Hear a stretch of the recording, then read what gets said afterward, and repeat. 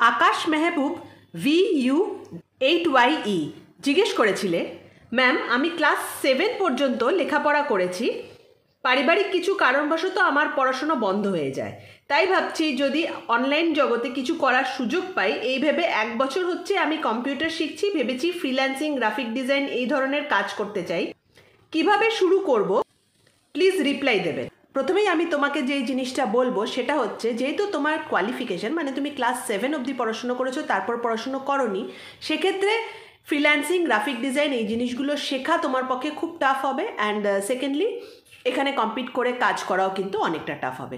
Best thing যেটা তুমি করতে পারো সেটা হচ্ছে হার্ডওয়্যার শিখতে পারো, সেটা কম্পিউটার হার্ডওয়্যার হতে পারে বা মোবাইল হার্ডওয়্যার হতে পারে।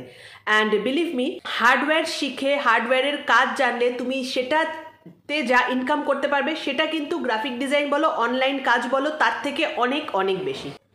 কাজেই যেটা তুমি করতে পারো, কোনো পলিটেকনিক কোর্স সেখানে জয়েন করতে পারো যেখানে হার্ডওয়্যার শেখানো হয়, অথবা এরকম অনেক লোকাল জায়গা থাকে যেখানে অনেকে হার্ডওয়্যার শেখায়, সেখানেও গিয়ে এই হার্ডওয়্যারগুলো শিখতে পারো। সেটা মোবাইল হতে পারে, সেটা কম্পিউটার হতে পারে।